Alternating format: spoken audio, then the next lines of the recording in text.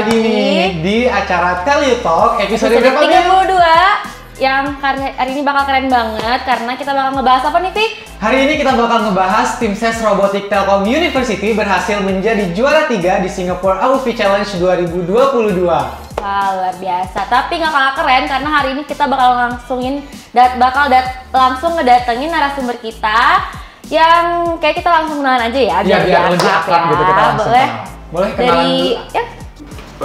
Baik, perkenalkan nama saya Mirza Ali Yusuf. Oke, selanjutnya saya Sugeng Marsito. Oke, dan saya Amir Musakim. Dari jurusan apa nih kalau boleh tahu? Kami semua dari satu prodi yang sama, dari D3 Teknologi Komputer.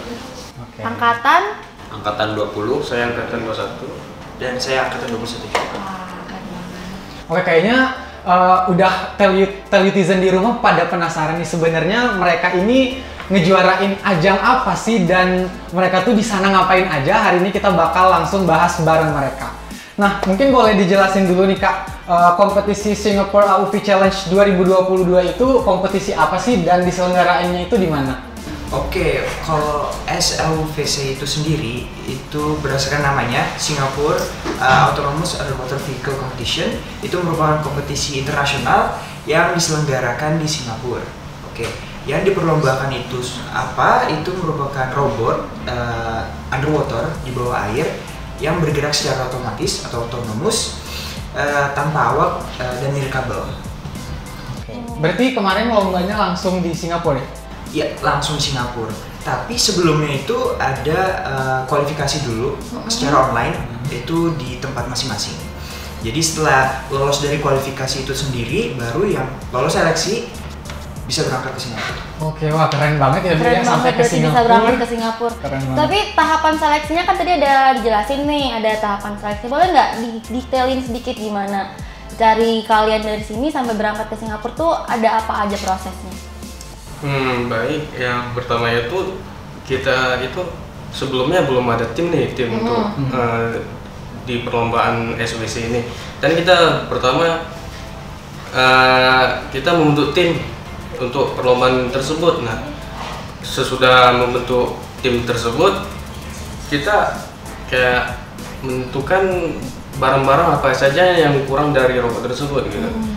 Dan kita lengkapi, misalnya hardware-nya ada yang kurang, kita lengkapi.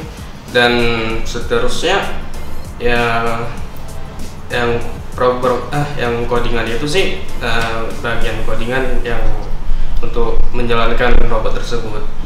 Dan sampai proses ke Singapurnya itu adalah perlombaannya gitu.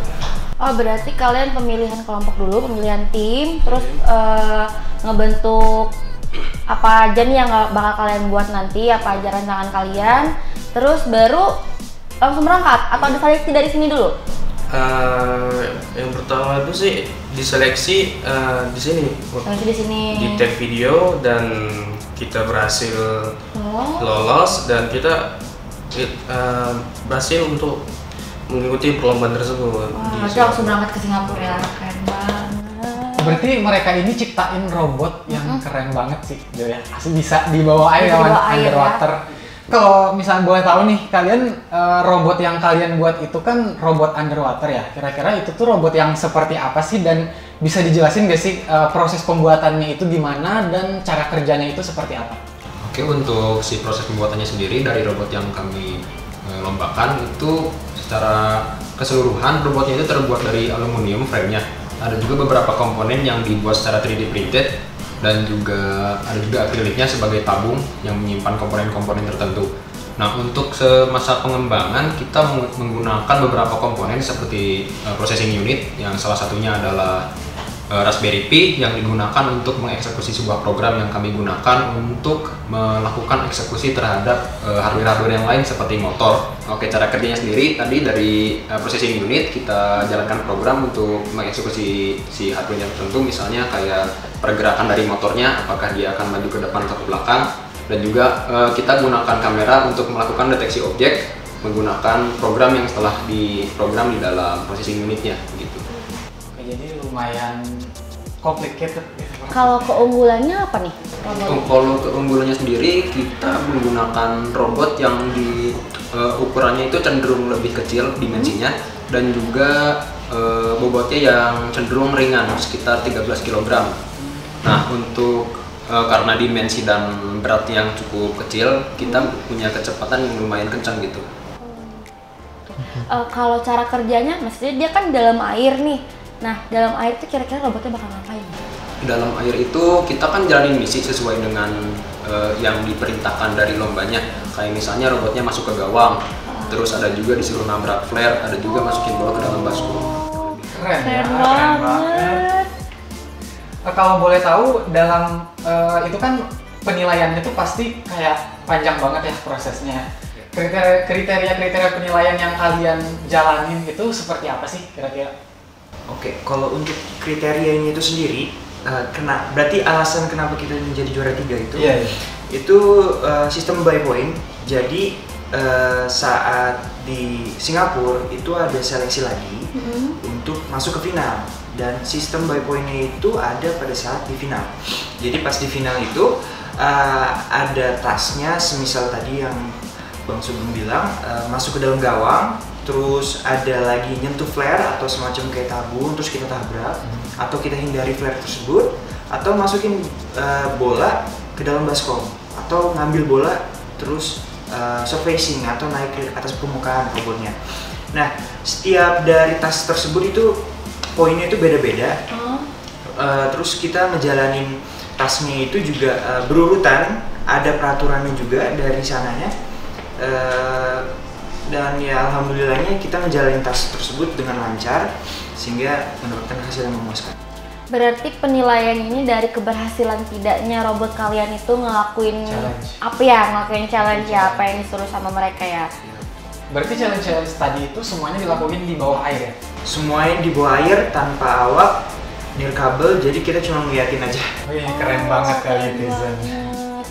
Kalau misalnya kalian itu udah tahu apa yang bakal mereka perintahin, atau mereka tuh bakal perintahin random dan robot kalian tuh bisa ngerjain gitu? Oke, dari awal kita udah tahu challenge yang mau kita jalani itu apa. Jadi kita buat semacam algoritmanya terlebih dahulu untuk menjalankan robotnya, dan saat di dalam air robotnya berjalan secara otomatis. Jadi itu ada sistem ya semacam AI juga.